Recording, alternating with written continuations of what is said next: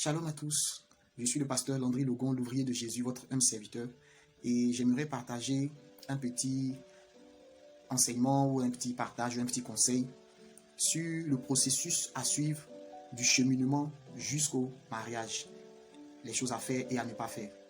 Je ferai mon intervention en 3 petites vidéos. Toutes les vidéos ne seront pas diffusées forcément aujourd'hui, mais je vais les nommer première partie, deuxième partie, troisième partie, afin que vous puissiez vous retrouver après les diffusions de ces capsules, de ces vidéos. Que le Seigneur vous bénisse et que le Saint-Esprit prenne le contrôle de ce moment et que lui-même vienne nous instruire selon son bon vouloir, selon sa volonté. Et ce sont les hommes qui font le choix. Non, le choix, il est réciproque. Tout ce qui est du mariage est réciproque. Quand nous prenons Genèse 2, 18, la Bible nous dit qu'il n'est pas bon que l'homme soit seul. Dieu le dit, ce n'est pas l'homme qui le dit, mais c'est Dieu qui le dit. Dieu notre créateur, Dieu notre souverain. Et je dis amen à cette parole. Il n'est pas bon que l'homme soit seul. Il y a des personnes qui ne prendront pas le temps d'écouter cette vidéo parce que eux, dans leur esprit, ils sont seuls et ils se sentent bien. Avec la parole qu'on a l'habitude de dire, vaut mieux être seul que mal accompagné. Je vous comprends parce que après, en sortant de plusieurs déceptions, on n'a plus envie de reprendre encore quelque chose, surtout quand tu as rompu un mariage, tu n'as même plus envie d'entendre parler de ça. Mais notre Dieu, qui connaît ce qui est bon pour nous, qui dit qu'il a des projets de paix, même si il le faut, si vous êtes dans la même église, il faut approcher un responsable, ça fait encore plus sérieux, pourquoi pas. Maintenant, dans cette étape de confirmation, tout à l'heure, après la vidéo, vous pouvez me poser des questions en inbox. Mon numéro, c'est le 49 66 72 20. Ajoutez l'indicatif 225 pour vous qui n'êtes pas en Côte d'Ivoire. Il faudrait pouvoir, comme je le dis, avoir cette réciprocité de sentiments. Cette réciprocité de sentiments entre toi. Qui est cette réciprocité de sentiments? Mais ce sont des sentiments naissants. Ce n'est pas l'amour, le coup de foudre. Non, elle me plaît, elle aussi. Oui, il me plaît, c'est mon genre. Non, ce n'est pas ça.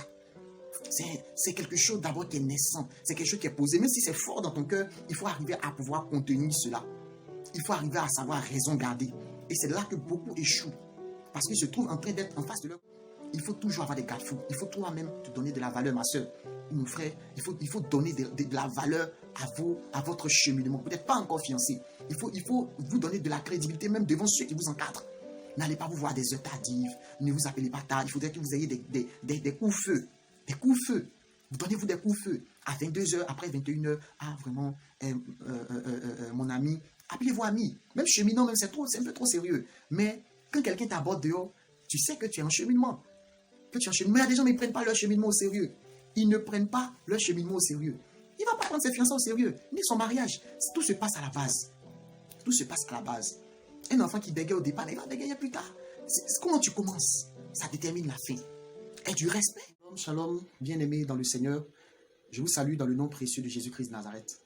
Comme je vous l'ai dit hier dans la première vidéo, par la grâce du Seigneur, je vais faire 3 vidéos, ou du moins je suis en train de faire 3 vidéos, pour parler du processus, du cheminement jusqu'au mariage, la conduite à tenir, des choses à faire et à ne pas faire. Dans la première vidéo diffusée hier, j'ai eu à parler du cheminement. C'est le moment où on choisit le conjoint, il y a le moment de la confirmation du conjoint, il y a l'étape de la prière, il y a le moment où on prie pour être vraiment sûr. Et une fois que nous sommes sûrs, nous entamons ce qu'on appelle le cheminement. Le cheminement est important. Quelqu'un me disait dans le groupe WhatsApp de la cellule du mariage, dont je suis le fondateur, à sa femme, on s'attache au niveau du corps, au niveau de l'âme et au niveau de l'esprit. Donc, c'est vrai que la personne, il doit avoir un petit tic quand même quand tu le vois, quand tu la vois sur le plan physique. Mais il ne faut pas s'apaisantir dessus. Il ne faut pas rester là-dessus. Il ne faut pas vraiment prendre le temps sur des petits trucs. Oh, mais regarde, celle-là, regarde sa brèche là. Regarde ceci, regarde cela. Non, mais elle n'est pas trop grande. Hein. Non, elle est un peu mince. Elle est un peu ceci. Mais tu ne connais même pas ce qu'il y a à l'intérieur. Regardez sur Facebook, on a vu l'image de 2 fruits. Je crois que c'était des mangues. Mais lorsqu'on a regardé les mangues, on a vu la première avait l'air pourri. Mais quand on a ouvert l'intérieur, c'était propre. C'était quelque chose de comestible, c'était quelque chose d'agréable. Mais celle qui avait l'air attrayante, quand on a ouvert l'intérieur, c'était pourri. Qu'est-ce qui se passe à l'intérieur de ton ou de ta future conjoint ta liberté, il y a une certaine... voilà. Parce que là, tu es avec ta fiancée et vous êtes au salon avec les parents et vous vous taquinez, vous commencez à parler. Ah, et toi, la future femme de mon mari, là. Et puis, il y a des petits garants de la maman, il y a des petits conseils. Et viens, je vais la tester dans la cuisine. C'est passionnant. Mais ces amours derrière la fenêtre, faites attention à ça. Ces amourettes derrière la cour, faites attention à ça. Faites attention à ça. Et généralement, c'est des personnes qui ne sont pas sérieuses, qui aiment se lancer dans ces genres de choses. Parce qu'il n'a pas envie de t'épouser, mais il a juste envie de profiter de toi. Et donc, il ne voit pas l'utilité d'aller se présenter à ta famille. Mais comment tu peux oser dire que tu es fiancé à quelqu'un, ou elle est ta fiancée, et elle ne connaît pas chez toi, hein? Et de deux, elle ne connaît pas tes parents, parce qu'il y a d'autres qui sont déjà autonomes, c'est-à-dire qu'ils vivent déjà chez eux.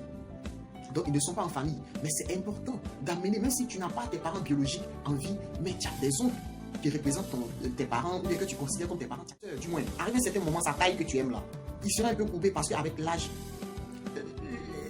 tout ce que tu dis comme postérieur, comme quoi tout ça est poitrine. Mais ça s'affaisse avec les grossesses, avec le temps, avec l'âge.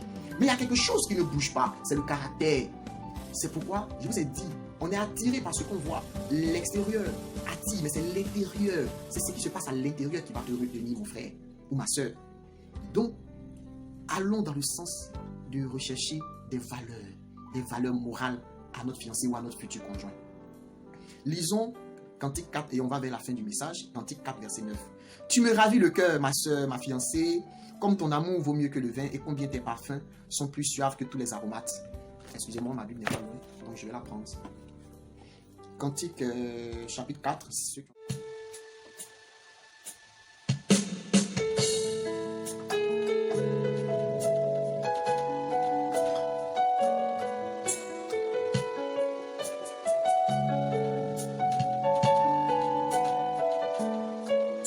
Que la gloire du Seigneur subsiste à jamais, qu'il se réjouisse de toutes ses heures.